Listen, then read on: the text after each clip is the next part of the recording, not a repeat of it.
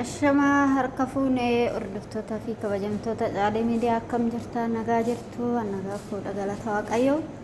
akkam jirtanii fayyaa keessan jirtanii isiniin jedhaa kottaarra nyaatota narra hojjedhuun isiniin waliin hojjedhan isiniin jedhaa YouTube chaanaalii kiyya warri haaraa taatan maatii naaf ta'a warri jirtan immoo turtan immoo yuutii laayik sheerii sabiskiraayib naaf godhaan isiniin jedhaa hordoftoota koo waliin haa hojjennu isiniin jedhaa. Asitti kuusan hojjechaadha isiniin jedha hordoftoota kooyii Ramadaan akkam isinitti jira jajjabaattu guyyaa lama qofannoo fi fixachuuf geenya waaqayyo nu haa qarqaaru akkam jirtu nagaa jirtan nagaa fuudha galanni gooftafaa ta'u isiniin jedha hordoftoota koo kuusan kiyya kana fakkaatan isiniin jedha qopheesse isinuma maalirra jirtu akkamii yeroon dura hojjedhu isinitti argisiisna garuu ifama wajjini argan jalqabee booddedha kana viidiyoo seessisan isiniin jedha YouTube chaanaalii kiyya maatiinaaf ta'a warri maatiinaaf hin ta'in warri tuuta immoo laayikii naaf gochuun nu jajjabeessaan isiniin jedha walaa jajjabeessinuu isiniin jedha obboloota koo hundumti keessanuu isinan jaalladhaa hedduu kara hojii keenyaa adeemnu kuusaa jalqabne achumarraa itti aansinaa kunoo qophaa'ee jira furunii keessa galchu qofaatu na hafe jechuudha kuusicha kiyyaa makara furunii galchinaa kunoo qophaa'ee bahee kana fakkaatan isiniin jedha kuusan kiyyaa kara hojii kaanii waliin dabarraa gaa hordoftoota koo asitti immoo yuutii kuduraa galgala nyaatamu hojjechuu yennaa asitti burtukaana appilii fi maangaadha kanaan walitti mure kuni inni kun immoo habba aswad yookaan habba jedhama inni kun garuu yookaan seedii jedhama inni biratti seedii yookaan habba jedhama inni kun sa'aatii tokko zafazafama jechuudha asitti kastariidha kanaan itti naqee asitti immoo maayii wardii kastariin kan hojjetamu sukkaara shinigimmaashaa fi aannaniin kan hojjetamu kanaaf qal'achuun qabuun kun furdatee hojjetamaa yeroo firiijii keessa galemmoo ofii isaatiifuu qal'ata jechuudha booda ammaaf garuu ana kanatti furdisee tanaan kana firiijii keessa galchuu isiniin jedha hordoftoota koo walumaan haa hojjennu inni kun kan galgalaati jechuudha galgala yeroo salaatanii deebi'aniin booda kan nyaatamu kana fakkaataa zaafaraanin itti godhama yoo barbaadan gubbaarran asitti gochuu dandeessan yoo barbaadan immoo itti kastarii wajjinis hojjetamuu ni danda'a jechuudha ka zaafaraanii kanaaf kana fakkaataa sirriitti rukutamuu qaba kastarii fi yeroo inni furdate immoo aannanis itti qicuu hin dandeessan aannan immoo qorraatti dabaluu hin dandeessan jechuudha yeroo inni sin harkaa furdate akka bada kanaaf kana fakkaatan isiniin jedha doricha kiyya qophaa'ee amma firiijii keessa galchuudhaafanii haga galgala haga bahutti jechuudha amma qopheessee kara firiijii asitti kunoo qophaa'ee bahuudhaaf kunoo kana fakkaatee jiran isiniin jedha amma waa'uudha asitti immoo buskuta yookaan keeka jedhama isaan keekii jedhaniin garuu buskutarraa kan hojjetamu aannanii fi gashxaa karameellaa chiiskeerii wajjiniin kan hojjetame akkamii gubbaa isaarratti naqama asitti immoo jaaliin kastarii wajjiniin hojjetamee jira asitti immoo furuutiin gabicha asiiriidhaan kan hojjetamu jechuudha qophaa'ee jiran isiniin jedha kan hunda galgala kanan dhiyeechuu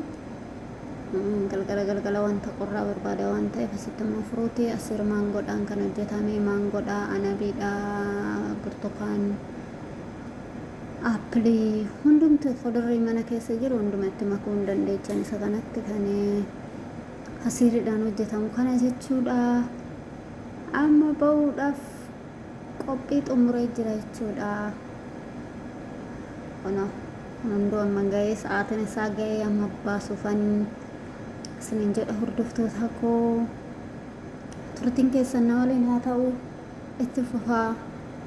wantoonni biraatis ni hojjetama jechuudha. Kanaaf ragannaaf turaa turtii gaarii isiniif haa ta'u.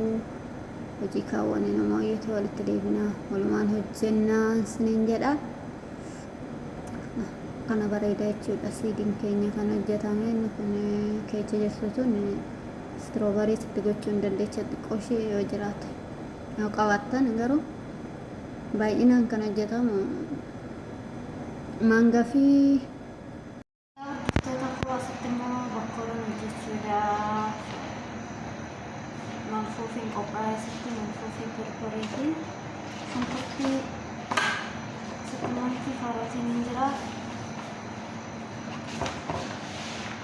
Qaaraa qopheessee jira hunda isaati.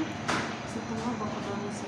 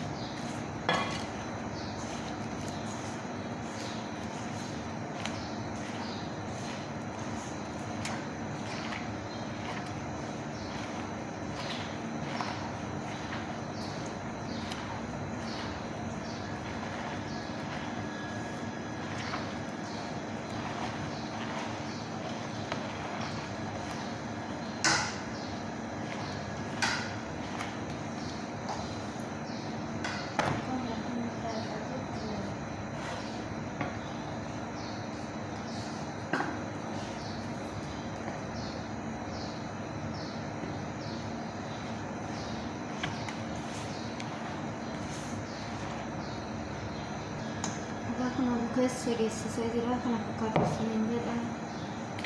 yeroo hojjennee qoddammoo walitti deebinaa akkasiif nagaan naaf tura wantoota hafaniif booda isin bara